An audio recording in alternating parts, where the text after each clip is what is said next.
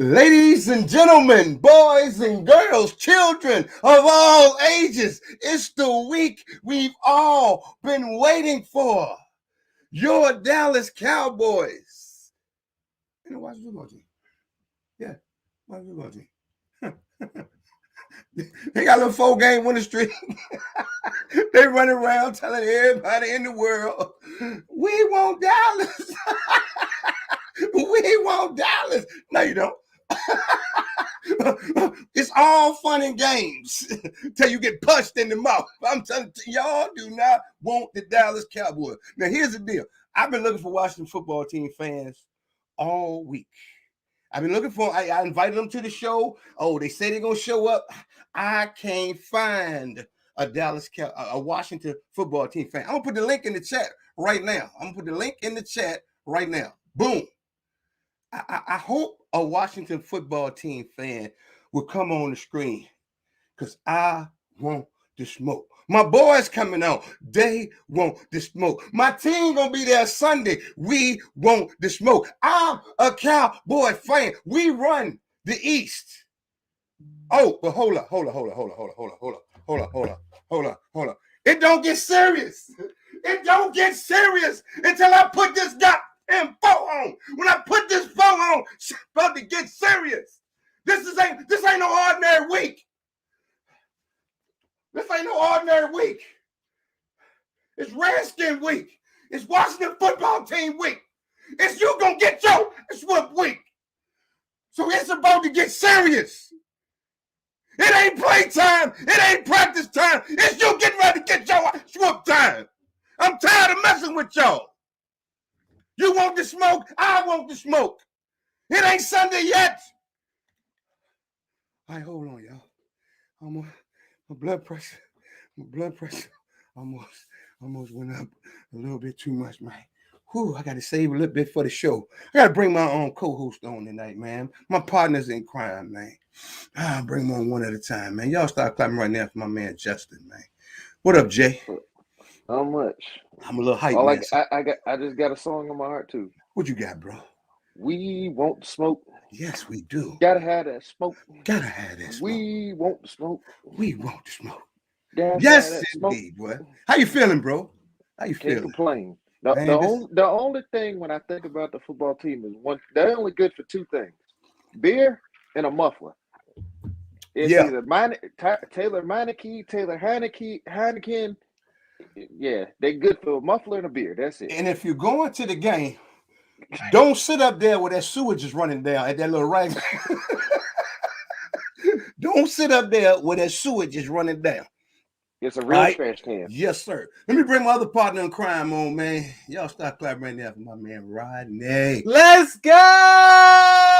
Yeah! Let's get it! We ready! We ready for your own, man. Let's go! We want the fucking smoke!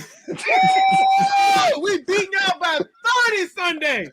I cannot wait. Woo, boy, it's gonna be a great program today, man. Look. We asked for Washington football team fans.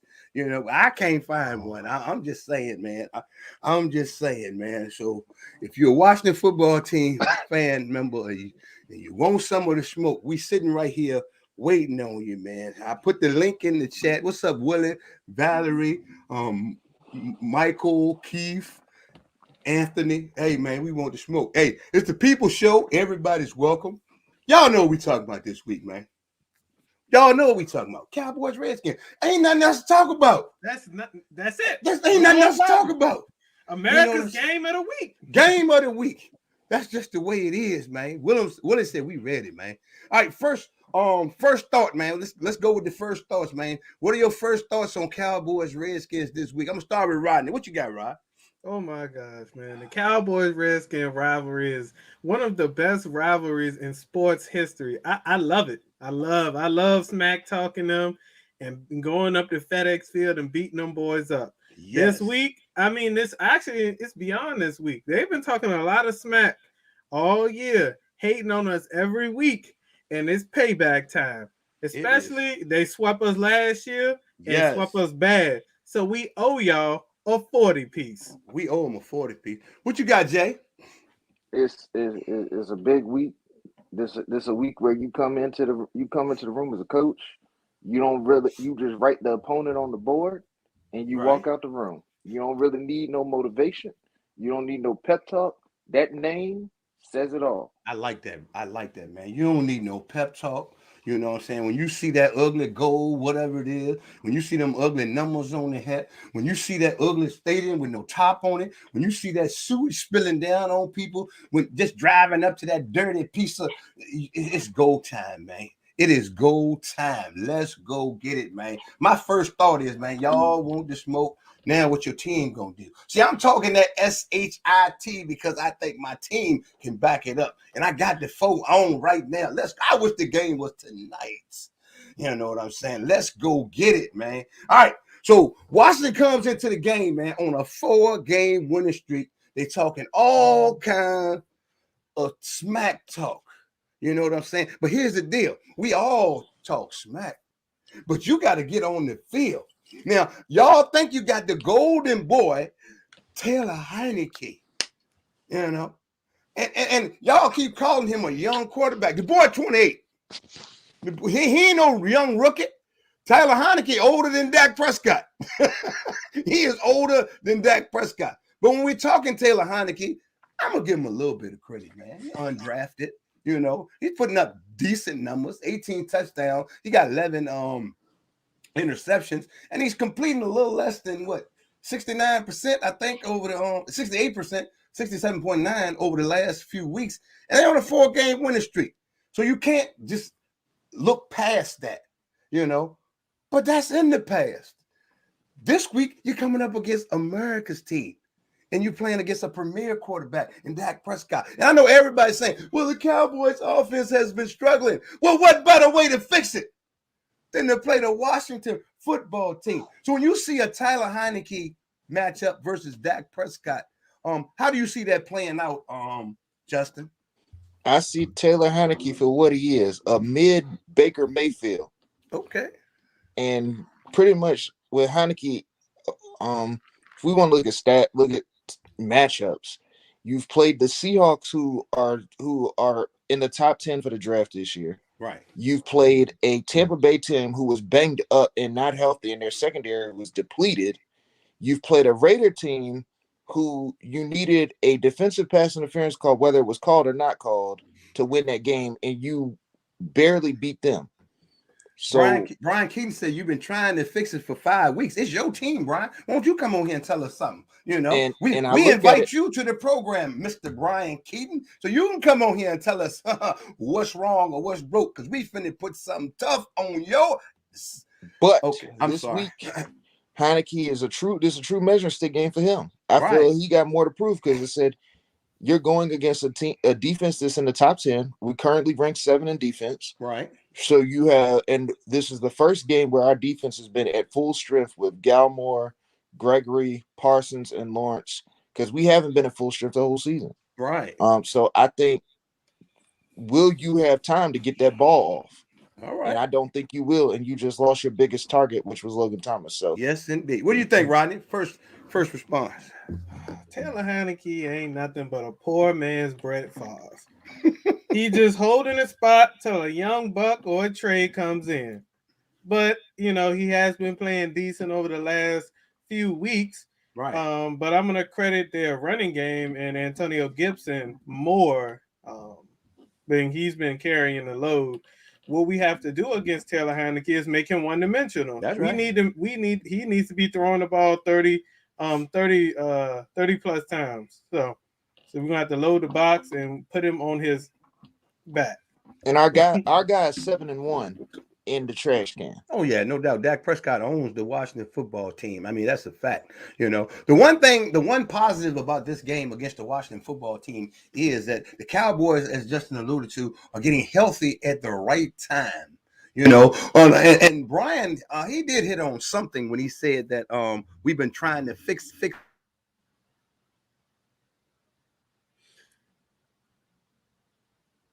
CJ, you're mute. Mute. Yeah, it's coming back, Rodney. It's coming back. I hit the button. Oh, Am I okay. back? Am I back? Yeah, you go. Okay, yeah. So what happened with we have been out of sync a little bit the last few weeks or so, but we've had injuries, COVID, etc. You know, Dak was out there throwing to receivers that he's not accustomed to throwing to in the game, and the timing has been off in our passing game. But we got all of the studs back.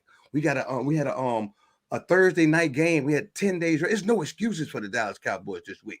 That passing game, that running game, one or the other will dominate the game this week, you know. And the Cowboys are multifaceted on offense.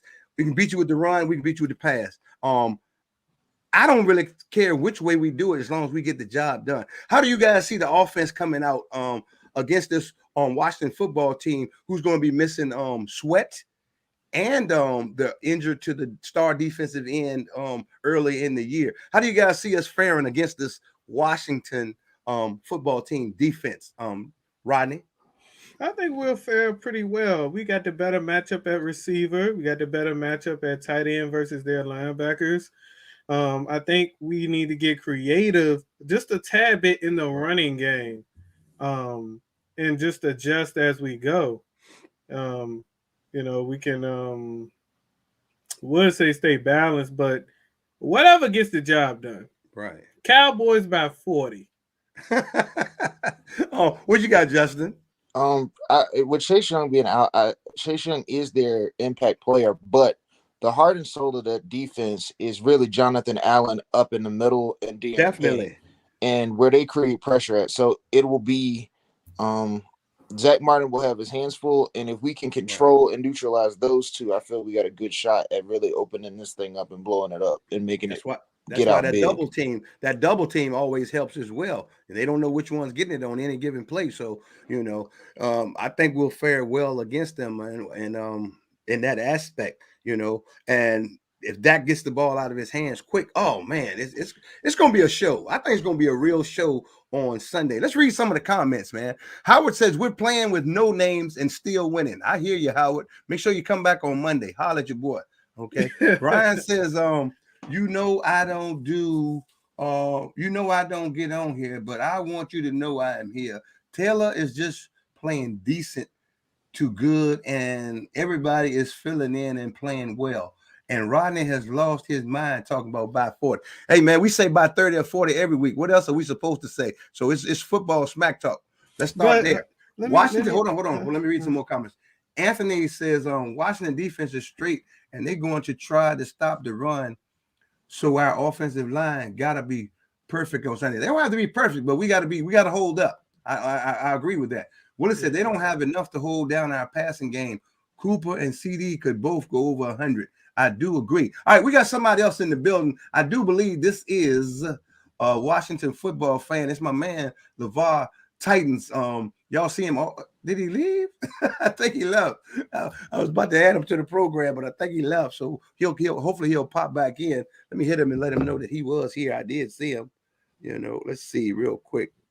Yeah. Taylor Heineke is only good for a beer and a muffler.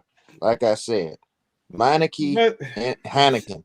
That's all he's good for. Washington fans, have y'all ever played against 3 number 1 receivers? Have you played against 2 great running backs? Like, look at the offenses Washington defense has played. We can easily put 40 on y'all if we do our job. Hater alert. Hold on, y'all. Hater alert. Hater alert. Hold on. I think we got somebody. I got a hater alert. Eric Terrell Melton. He's a Kansas City Chiefs fan. He says, I expect a dogfight. Dallas 20, Washington football team 17 in overtime. Now, the only reason I said it was a hater because me and him went hard when the Chiefs and the Cowboys played and they beat my team. But he all right, though. Hit the link, Eric, and come on with us. All right, here's LeVar. He's back. What up, VAR? What's going on? I want to tell everybody right now, we have a diehard Washington football team fan on here representing. That's my man, Virginia Titans. What up, VAR? What's going on, man? What's good with you? I'm definitely representing. You know what I mean? Okay. All right. So, being that I know you told me you was at work earlier. You know, my man. I can't tell you what he do because I told you I had to wipe a lot of people out on the East Coast. But He's currently protecting something very, very anyway. Va. So you guys are on a 4-game win streak. How do you feel that momentum is going to help you guys in this week's rivalry matchup against the Dallas Cowboys? I mean, I'm gonna be honest. We can throw all that out the window. You know what I mean? This Dallas versus Washington, and it don't get any better than that. Like everybody amped up. Everybody amped up. So I mean, records don't matter. The seasons where Dallas won one game or Washington won one game, that was normally against each other. Okay. So I mean, the records don't matter. They matter because after this week you'll be back under 500 again. Hey, I don't see that. I don't see that at all, sir. Well, they got a song for you when you can't see. You blind and you can't see. You need to wear sunglasses. So you don't see that. Yeah, it does sound good, man. I'm talking sugar honey iced tea, boy. That's what I'm doing. I'm talking sugar honey iced tea. We run the East, and you're gonna have to prove me wrong. And Sunday gonna be your first opportunity. Because I'm telling you right now, it is separation Sunday. If you don't win Sunday, you can pack all that up and go head down the road somewhere. Because you have no chance of winning the NFC East. I mean, go ahead. The floor is yours. I heard some real interesting information today, right? Okay, tell me. Let's talk. I was watching Undisputed. Yes. And your man on the show. We don't associate with him. Let's listen. Huh? No, I'm listening to you. Go ahead. I'm sorry. They had brought on I think it's DeMarcus Ware, right? Okay. It was talking to him. And he was bragging about how, Dallas' record was against the division foes, right? Well, one of the other co-hosts that came on today brought up the fact that your record don't do as well against teams that are 500 or better with that. Okay. All right. So, I mean, there might be something you might want to look into before Sunday hit. You know what I mean? Well, I just since we want to talk about records, since we want to talk about metrics, numbers, Dak Prescott is 7-1 against the mighty Washington football team. So you might want to check on that. Yeah, okay. He swept y'all every season except one season. That was the year that they called that bogus call with the turning of the ball. And I was there. Hey, it's all good, man. I'm glad you're here though, Va, because we needed somebody to stand up for the Washington football team. You seem to be the bravest soul in the room, and we appreciate you and respect you. We're glad you came over here to prove that we can talk football smack talk together. However, it's gonna be a long Sunday for you guys, man. I think it ain't gonna be long at all. I think I'm gonna tell you what's the deciding factor. I had it a really close game until Logan Thomas that injury. I think that's a major blow for you guys. How do you feel about that? Oh, it hurts. It definitely hurts. Right. That hurt. The fact that we not getting Montez Sweat back because of COVID. That hurts. That hurt. Yeah. But I don't believe in excuses. Oh no, ain't gonna be no excuses. And no excuses at all. None at all. Y'all gonna take this whipping like a man. Nah, I ain't gonna be no whipping. I'm glad you're trying to stay positive right now. Knockout. So. Yeah, I really think that. So what with the team that you guys are gonna bring on Sunday, what deciding factors make you think that you have enough to get the job done or keep it close? The same thing that we've been living on for the last 4 weeks, football. Okay. Team football. I can understand that. Here's my outlook on the game. Okay. What has to happen to win? We got to make Tyler Heineke one-dimensional, and we got to keep him in the pocket. Mm-hmm. The team that stops the run the best wins the game. I mean, that's point blank, period. True. If what's that boy named Sweat? Alan. Allen. Jonathan Allen. The running back. What's his name? Gibson. Antonio Gibson. If Gibson run wild, I think McKissick not playing. Concussion. Right. But what's the first string running back? Antonio Gibson. Yeah, because I don't really pay attention to the names of the team. I just another no-namer. You know what I'm saying? But if Gibson gets to running wild, it could be a long day. Because what happens, I do watch out. I watch football. When that boy get to running wild, he creates situational football that favors Heineke's style of play. When you got second and short or third and short, the whole playbook is wide open. And it favors you guys. That first down is the key to this game. Both defensive lines want to get at you. We're back at full strength. We got Gregory. We got D-Law coming off the end, and we got the Maniac somewhere hovering around. He's going to get somebody this week. I'm saying that right now. He's going to get somebody. So the yard markers will control the game. If y'all stop the run and make us throw it 40 or 50 times, we can win a close game. But if we get that run game going, you can go ahead and do whatever you got to do by halftime, player. Yeah, pack that up. You could be back in the parking lot tailgating before the game over. I'm listening, Bob. What were you going to say? I mean, we're going to do a favor for y'all, man. We're going to go ahead and do this favor for y'all. We're going to go ahead and show y'all this decision is going to be made come Sunday to go ahead and restructure Zeke's contract because he ain't going to be beneficial to you no more. Here's the you know thing. what I'm saying? We're going to go on and handle that business. I like when people talk about Ezekiel Elliott because sometimes his rushing yards are not what shows up in the game. That's a key factor. When this dude, his blocking in the backfield have been lifesavers for Dak Prescott. The yards that he don't gain, he makes them up tremendously when he's blocking, But I want to see third and long. And you guys have to make a decision. Am I going to throw to McLaurin or whatever his name is when Diggs is matched up with him? I got to see that. That's a matchup I got to see.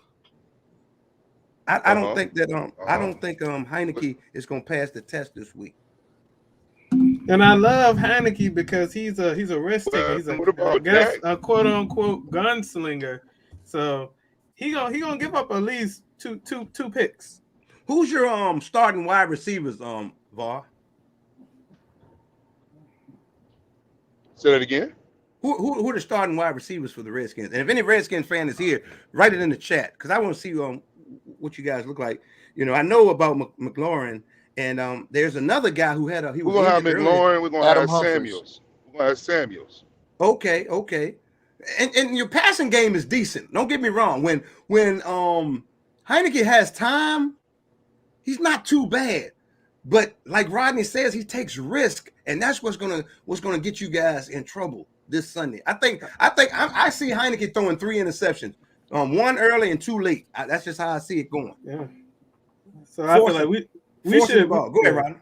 I said we should definitely disguise a lot of our coverages because he likes taking chances.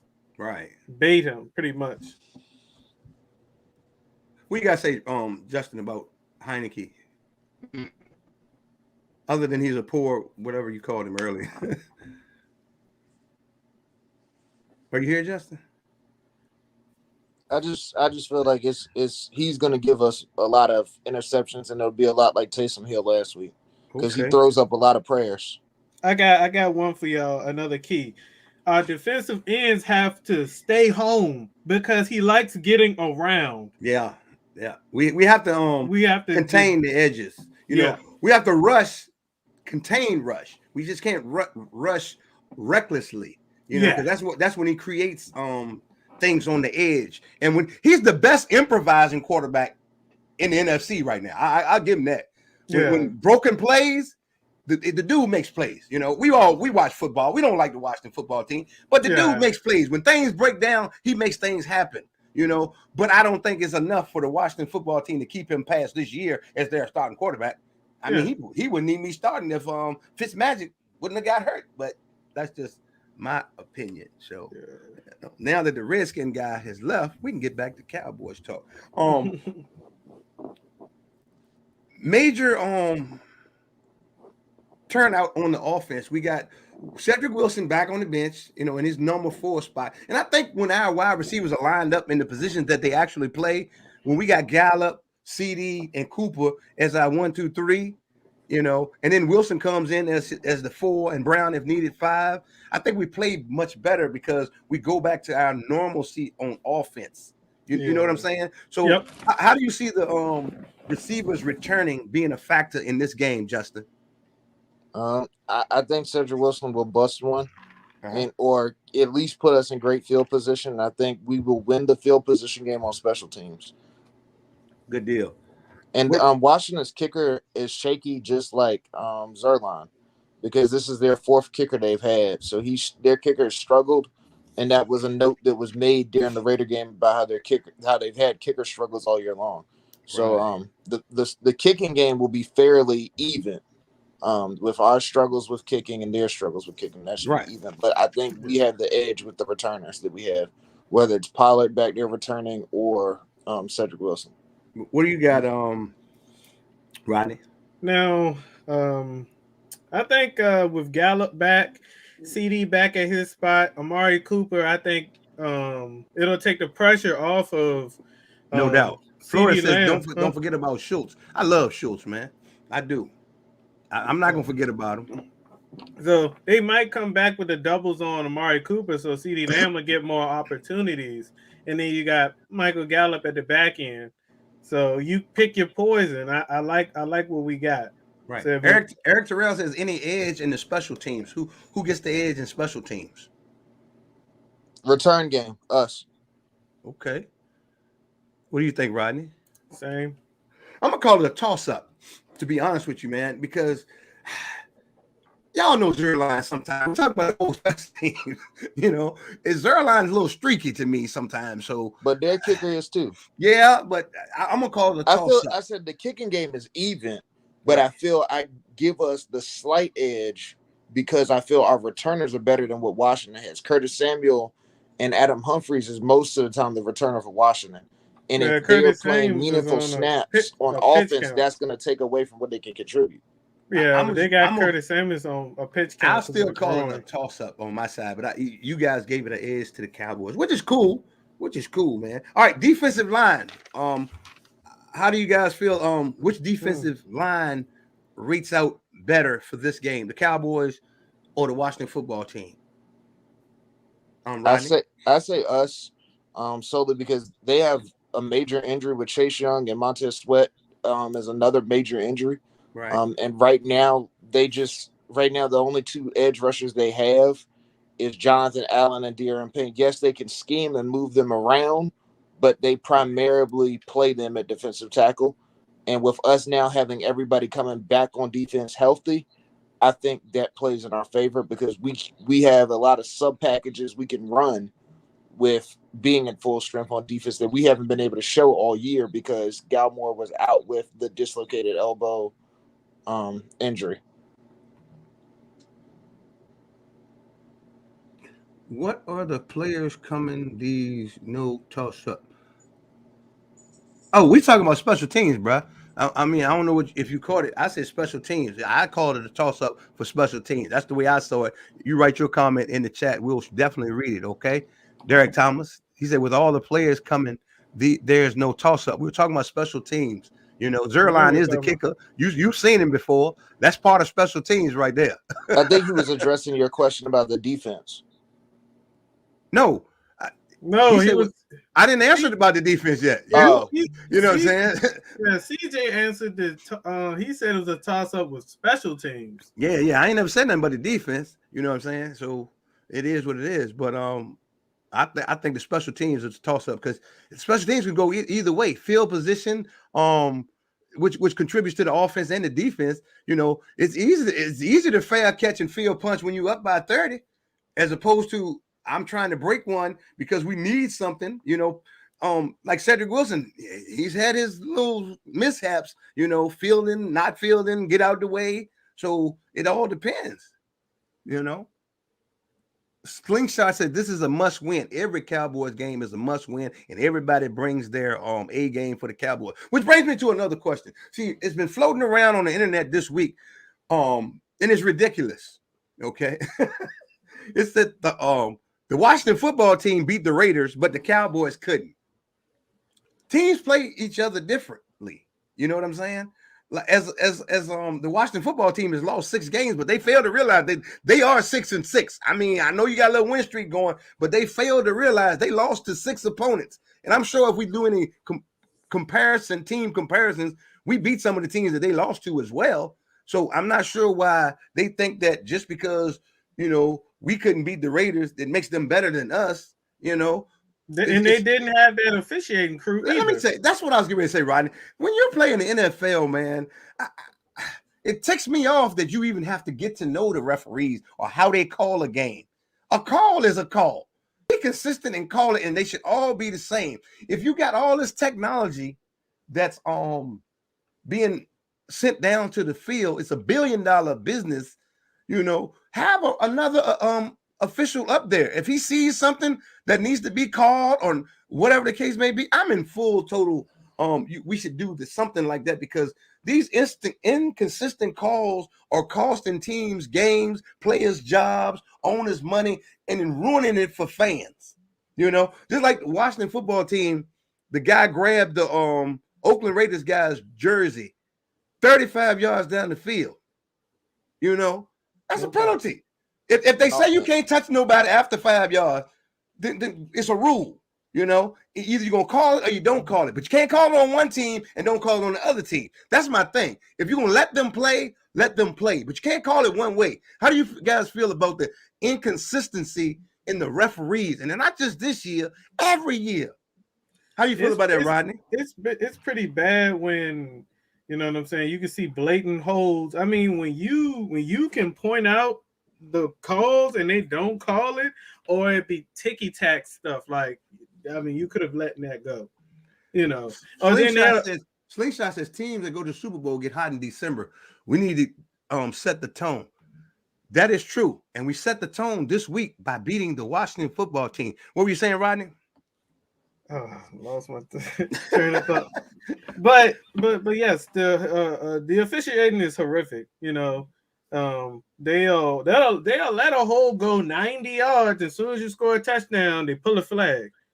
True. You know what I'm saying? You should have called that 6 plays ago.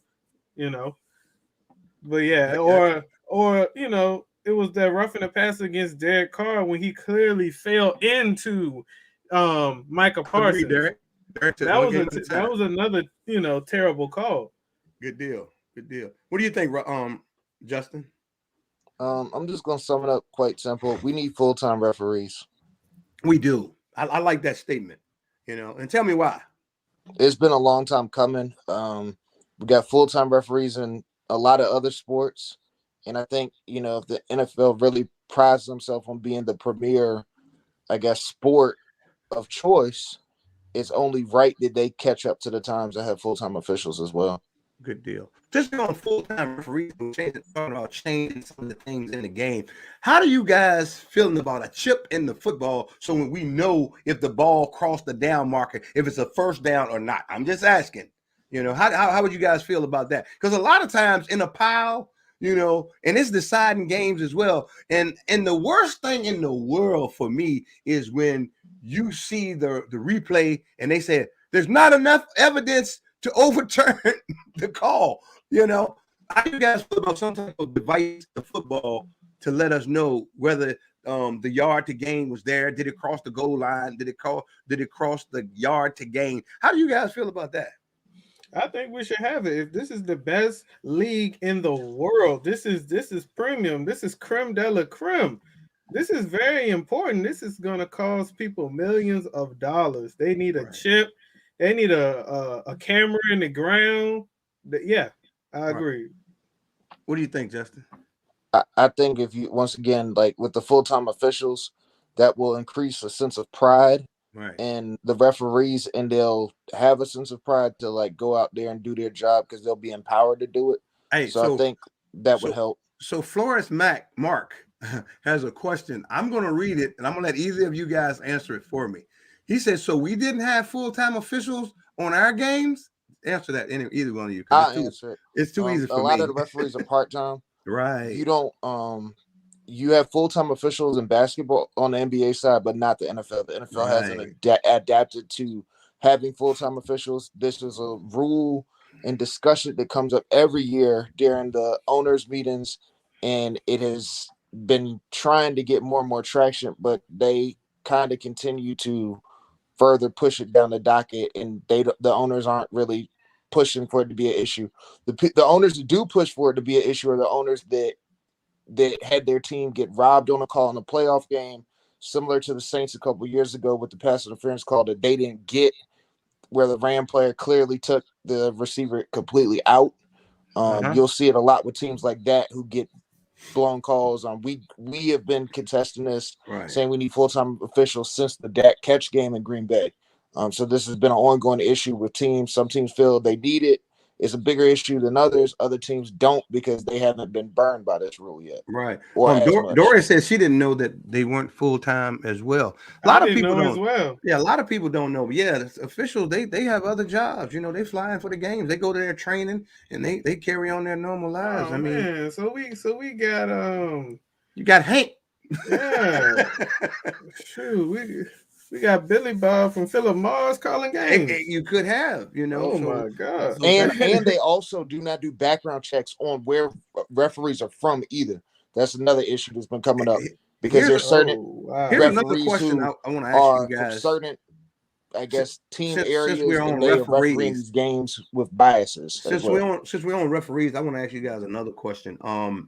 What type of penalties should refs have when they destroy games, you know, consistently bad calls, you know, what type of punishment? Because I haven't seen much happen to officials when they make bad calls that cost teams games. What kind of penalties should they suffer? I can't speak on this from an NFL standpoint. I can only speak on this from what I know from an NBA standpoint. I was a referee for 3 years for basketball, and from what I was told, to get certain games, they grade you on a certain tier. So for the NBA, if you make a bad call in the finals, they will yank you and you won't referee another game in the finals or referee another championship game for a while. They'll sit you down if they see you have a tendency of missing big calls. So I think so let's stop right there. Let's stop right there. So that's all fine with the NBA. I need to know, what do you think they should do? I think the NFL should adapt a system similar to what the NBA has. Okay. And what about you, Rodney? Fired. Well, not on your first time, Rodney, but fired. Okay. So no, I don't want to see anybody fired for one bad call. I want to see a pattern, a history. Oh, yeah, you know? Yeah, that's what I mean. When I mean, know what I'm saying? I want to see like this guy always makes this bad call. He has a pattern, or he hasn't getting grayed out like Justin said, but he got to go. Yeah, like because they'll come back out, especially when our games. Oh, that should have been called. You know what I'm saying? Right. Like it should be a count. Like, oh, okay, he missed this holding call 20 yards back, but he called it when they scored a touchdown. Like this, the inconsistencies. The non-pass interference, you should get so many missed calls or so many bad calls. Then it's like, all right, buddy, I guess you got to go back to hockey or something. Monique said, send them to the Arena League. They probably don't deserve to be down there either. You know, well, that ain't much rules being called here. That's just take off before the ball snap and run 15 yards. All right, let's get to the some players from the Dallas Cowboys, man. That's been in the news, and these are star players, so we always hear a lot of buzz about them, man. And Dak Prescott, man, you know, like to me, Dak Prescott is the most scrutinized quarterback in the NFL. You know, people fail to realize he was a 4th round pick. You know, he's already surpassed any expectations that the Cowboys had for him when they drafted him. You know, he's the all-time team leader in several passing categories. You know, yet the fan base, every time he misses a pass, you know, he could be 36 to 49, 380 yards, 4 touchdowns, 1 interceptions. And y'all already know what they're going to talk about after the game. The one interception or that one bad pass. Why is Dak Prescott the most scrutinized quarterback in the NFL? And even the ex-players and the commentators don't give Dak the respect he deserves. Rodney, why do you think that? I just think that, like me, you, Justin, guys and women like us, we look at the game from a different perspective, and we don't necessarily have all of our emotions. We take a deeper dive into the actual problems and the successes of the Dallas Cowboys. And we it's crazy that we seen when Dak got hurt what we look like with the same. It's basically the same roster, basically. What was our record this year at this point last year, Rodney? I had. I mean, you can guess now. You can guess. Maybe 2 or 3 wins. Maybe. Yeah, 3, something 4. like that. I mean, Yeah. wasn't many. It wasn't many. So we're 8-4 this year, and everybody's still complaining. I think it was like 4-8. I think it was the complete. We finished 5-11, I think, last year. Yeah, but that don't give us 4-8. Well, 7 somewhere 5-11. Yeah, it won't but I feel that, you know what I'm saying. Dak Prescott is not the problem. Kellen Moore is not the problem. Even Mike McCarthy's, he's part of the problem. What's the real problem with the Dallas Cowboys offense? And Dak takes a lot of the flack. Is that offensive line? They are terrible. You know what I'm saying? And then Ezekiel Elliott takes a lot of the blame as well. We're talking about Dak now, though. Dak. You know, the offensive line is just playing very inconsistent, a lot of holding calls, and it's just a lot of weak spots. And he takes, you know, a lot of the blunt. Or like if it's a missed pass, let's look at, did he actually have time to go through his reads? Or where was the read? Maybe the receiver ran a wrong route. I think it's more so that people don't look at the full body of work. Yeah. You know, they just look at, okay, this guy can't throw, not knowing that the center is pushed all the way back to him, you know, like when he threw the interception, maybe a week or 2 ago, they didn't see that the defensive end had his whole helmet and turned it sideways, but they didn't see that part. They just saw, Dak threw an interception, but Dak didn't get the personal foul call. He got thrown to the ground a couple of times. He didn't get those calls. He's just underrated, like some of you have written in the chat. A lot of these ex-NFL players it's ridiculous. Right. I feel that they honestly need to not be on TV because they don't represent sports talk very well. Because when you actually look at the game, you look at the stats, it's the complete opposite. And I said it before the season, Dak Prescott is a top 5 quarterback. I mean, there's no debating that. Oh, no doubt. Okay, so let's move on from Dak, and we got to talk about another player that has been constantly under the scrutiny this year as well. And I know you guys already know where I'm going. Ezekiel Elliott. You know, Zeke has been a force with the Cowboys ever since he's been there. And I know these last couple of years, he hasn't been the same old Zeke.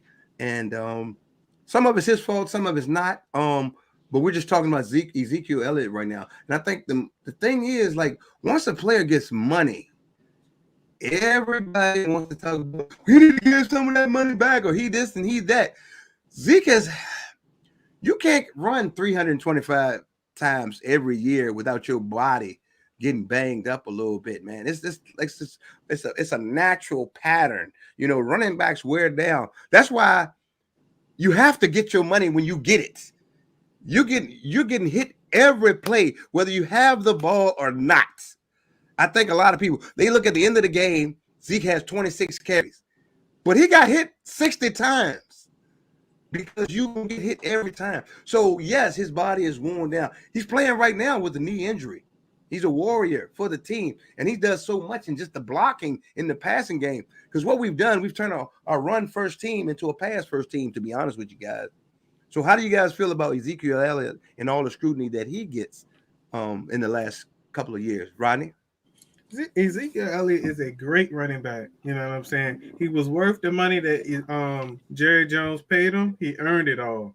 First of all. Second of all, I'm not about to tell a grown man to do something that I wouldn't do on my job. I ain't giving no money back. I ain't giving no. I'm gonna keep grinding.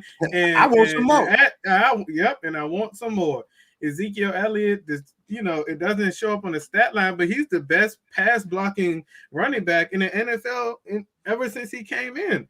You know what I'm saying? And a lot. Slingshot guy wrote, Zeke needs a haircut. Hey man, that ain't got nothing to do with football. Exactly. Ain't got nothing to do with football. Ezekiel Elliott, you know, he had some fumbling problems last year, but he's gotten that back together. But you know what I'm saying? The offensive line is not the same. They're old, worn down, and we've been piecing it together. You know what I'm saying? Monique says the shelf life of a running back is 8 to 9 years. Now, I think the shelf life of a running back is 3 to 5. To be honest, I think I have to look it up, but it's not that long. And that's another reason. And you're correct, Monique. Zeke has more than earned his money. The shelf life is not that long. It's a lot of good running backs that started out strong, and they're gone. They're gone. So get your money while you can. We should never question a player's money because you're an independent agent, independent contractor. Get the money. Get the money. I'm always go side with the players on my team or any other team. And what did you say, Justin? I was just going to say, as far as Zeke goes, he has the same knee injury that Kamara has, which is a bone bruise. And they've been saying that the report came out today that though he is having issues with the knee is healing, and that him playing with it hasn't done any damage to it. It's actually helped with it get better with him playing on it. And that has also helped kind of hurt his production.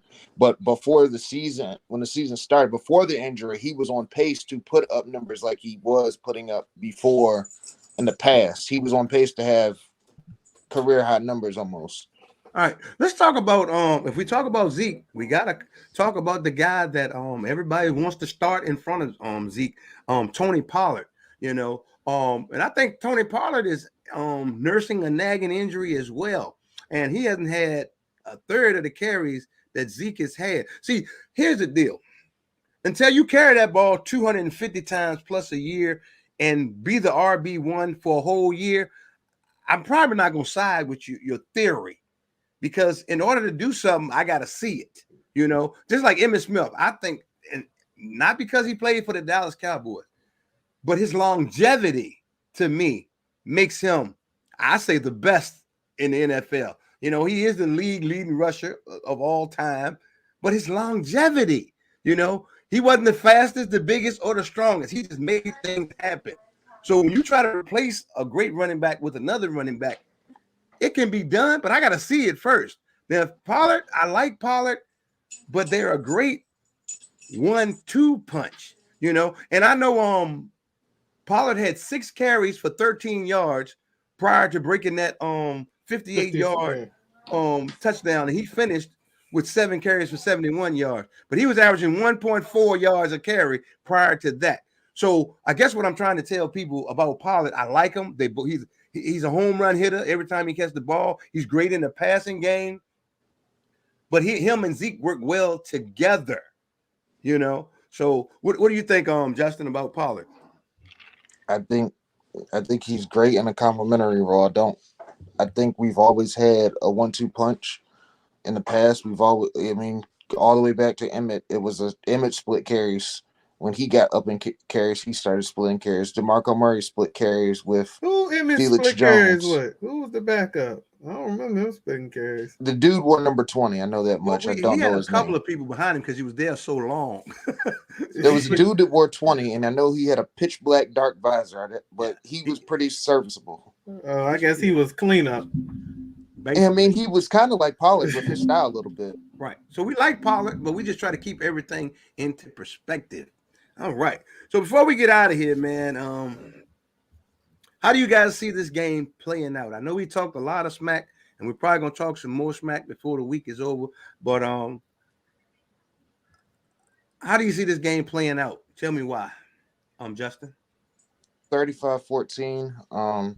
I believe Washington will score. I don't believe we get into the 40s, but I can see 35-14. I believe we'll control the game with containing the defensive tackles with Allen and Payne. I need your scores in the chat right now while Justin is telling us how it's going to play out. Keeping their pass rush contained. I think they don't have enough with their pass rush with Sweat out and Chase Young out. So I think that hurts them on defense. On offense, I don't think they'll have enough to move the ball because with Logan Thomas out, that has been Heineke's main go-to target. In the past, his safety blanket has been the tight end. We struggle in the past with athletic, big-body tight ends like Thomas, and with him out, that allows our defense to play a little bit more free. Right. And if we can control the run game and control their screen games that they'll try to do, dinking and dunking, I think it could be a long day. I do believe our defense, with our returning line people, with Gregory and Galmore, they will be hungry to make an impact, and they'll be getting after Heineke, and he won't have time.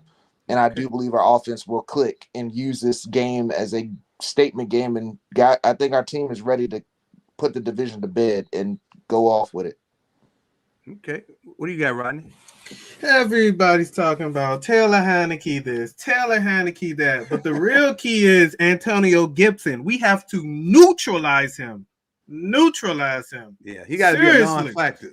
Washington wants to play smash mouth football. They want to run the ball down your throat, control the clock, and catch you with sneaky little screen passes. Because we can't be too aggressive because that's when those screens are gonna come. So we have to neutralize Antonio Gibson, put the ball in Taylor Heineke's hands, and keep everything in front of us, which I think we can. On offense, we have to start fast. I would, if I was Mike McCarthy, maybe our first series, no huddle. We need to wear Washington defense down early and fast. However that is, if we running the ball or we eating them up in the pass game because their secondary is weak. No doubt. Warren is here, y'all. He said, "What's up?" Now I don't know which team Warren rooting for this week because it ain't us. Probably. Hey, Virginia Titans says 21-24 Washington. That's a close game, but I don't like the score. I got Dallas big, man. I got Dallas 30-3. Yeah, we ain't coming up there playing, man. You know what I'm saying? We're not coming up there playing. I'm gonna tell y'all that right now. We're not coming up there playing. And I'm amped up, man. Before we get out, I might have to get amped up one more time before. Hold on. We them boys. I know that's right, man. We making noise. Hold on. I might have to direct this comment to Virginia Titans when he said, what you say? Washington gonna beat us 24-21? Boy, you done lost your whole freaking mind. Y'all ain't got nothing for us. We coming for y'all this week. I'm gonna chill. I was about to go in. I'm gonna say that for my my post game rant. But we're gonna have some fun this week after the game, man. I'm gonna have some fun. Look, Cowboys 30, Washington 10, straight up. And I might be giving y'all 10 too many, but I'm gonna give you 10. That's what I'm gonna do. All right. What you say, Rodney? Oh, remember all season, if you want to beat the Dallas Cowboys, you have to get to 30. None of y'all scores are at 30. 17-15. 17-15. I mean, I'm just saying. Washington football team fans, how many points have y'all been scoring? Y'all can't put up 30 points. Y'all cannot run with us for real. If y'all beat us, which that's not going to happen. Okay, we're going to shoot ourselves in the foot. We have to turn the ball Week over. 10, Washington won. They're on a little winning streak. They scored 29 against the Bucks. They scored 27 against the Panthers. They scored 17 against the Seahawks in a game they should have lost to. And they scored 17 against the Raiders. So if you want to be technical, their last two games. The last two games they played, they've had controversial calls that they won off of. And their offense is declining. You're not going to beat the Dallas Cowboys scoring 17. Exactly. I'm a Cowboy fan. Just look at the facts. And they played an XFL quarterback in the Carolina game. All right, final thoughts, man. Tell the Washington Redskins universe, all the haters, what you need to know. What they need to know about this week, what's going to happen to the Washington football team. Justin. Your quarterback is only good for a good beer and a muffler. Meineke and Heineken. That is all he's good for. I can't wait till Sunday. What you got, Ryan? We're going to come up to FedEx Field. We're going to choke y'all out. Oh, and we bouncing. This is business, man. We not playing no games. Y'all riding high, but we gonna hit y'all in y'all motherfucking mouth, and it's not gonna be pretty. Rodney fired up. I can't. Dave Chappelle said we gonna rub our feet on your couch. I know that's right. I don't care about your couch. I was gonna get hyped too, but my son he sleep and he not too far away, so I can't go overboard. So Cowboys 30, Washington 10. And Run them pockets. Yeah, hit my cash app. Me and Virginia Titans, we've been betting all year, and it's going back and forth. CJ, give him the Johnny Manziel. Oh, I ain't got it. You got to bring me the money. Yeah, it is what it is. William Brown says 38-20 Cowboys win again. A beer and a muffler. Stephen A can suck it. I'm just reading what people are writing. Can't score 30 if your offense on the sideline for 45 minutes. Y'all not gonna control the run against us, man. We got too many horses, man. Michael Parsons gonna light somebody up this week, man. Exactly. Hey, look. I appreciate everybody for coming on this week, man. Appreciate y'all for tuning in, man. Appreciate you, Rodney, for stopping by again this week, man. Appreciate you, Justin. What you got on your head, Justin? What is that? This new sideline beanie. I thought it was new. That's why I had to put you on the big screen. I was let me get a little close up with that. What you got? You gonna need that on Sunday, boy. It's supposed to be like 52 degrees, but we don't know what it's gonna be yet, man. Please, I just don't want no rain. Hey, Slingshot, you got to come on the show, man. Y'all keep watching the show. I put a link out there every week, man. Hey, it's the People Show. We need y'all to join us, man. Hit me in my inbox. Let me know you want to be on the show. I'll probably be back on this week. We might come on tomorrow night as well because it's Cowboys, Redskins, Washington football team week, whatever it is, man. Hey, y'all have a blessed night. Appreciate y'all for tuning in. CJTv, we talk sports with Justin and Rodney. We got to go. Oh, no. Before we leave, I gotta find something for y'all. Oh man, I know what's coming. I gotta find something for y'all before I leave, man. I gotta find something for you.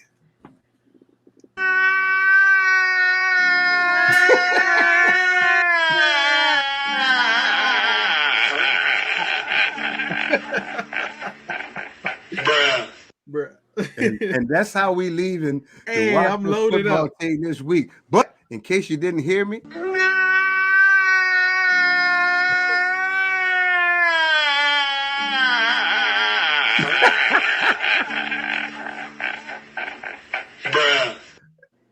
it ain't playtime. It ain't practice time. So what time is it? It's game time, man. Until we see y'all again. Peace. Appreciate y'all for tuning in, man. We out.